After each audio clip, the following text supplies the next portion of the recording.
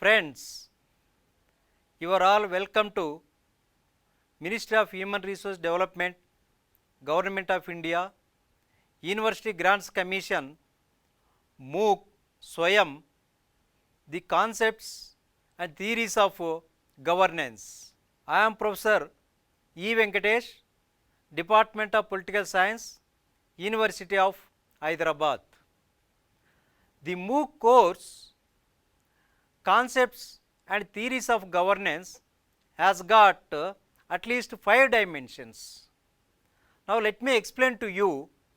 One is that you know very well that the concept of governance has been well known for at least for the last more than 3 decades across the world. In fact, there is hardly any country in the world without using of the term called governance.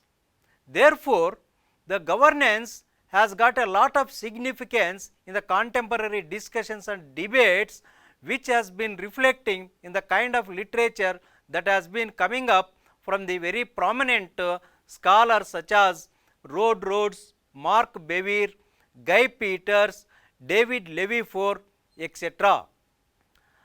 This course has got at least 4 or 5 objectives. One is that to introduce the concept of governance with reference to genesis and origin.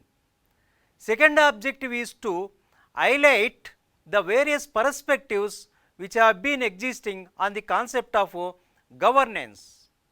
Third objective is to bring out the various types of governance.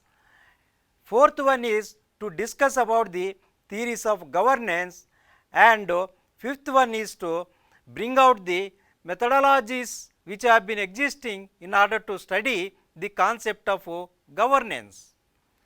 The third dimension of this course is that it is broadly covering series of topics which includes about the concept of governance, the multiple institutional context such as state, civil society, market and relationship among them in the form of public-private partnership, corporate sector social responsibility and citizen-centric governance. It also covers various types of governance such as multi-level governance, decentralized governance, citizen-centric governance, etc. Apart from this, the course will also highlight the various theories which have been existing in the study of governance. Then the methodologies which have been existing. See, across the country, various research institutions have been applying various kinds of methodologies to study the governance. And this course will also discusses about the case studies while taking from the inputs from the field, that is the empirical context or application of this course in the context of the field. The important clientele group of this course includes the students, the research scholars, the practicing administrators, the policy makers, the bureaucrats, the executives of the corporate sector, the civil society organizations and community based leaders are the clientele group. However, for the students of the post graduation, this course is basically an interdisciplinary course. The knowledge about this course will be imparted through online lectures, interactions, discussions and debates. The second is providing of the e-content. The prominent scholars will be writing e-content that will be uploaded. Third one is the references, which includes articles, books, reports, etc. will be incorporated as part of this course and uploaded on the online of this portal.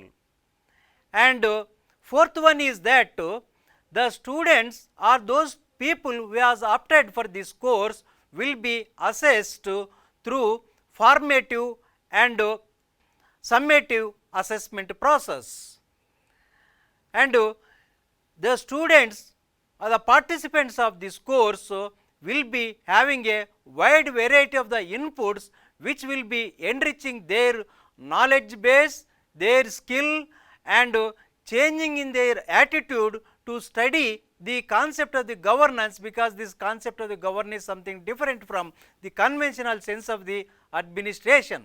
So, therefore, with the hope that the more and more students will opt for this course and get benefited a lot from this course. Thank you.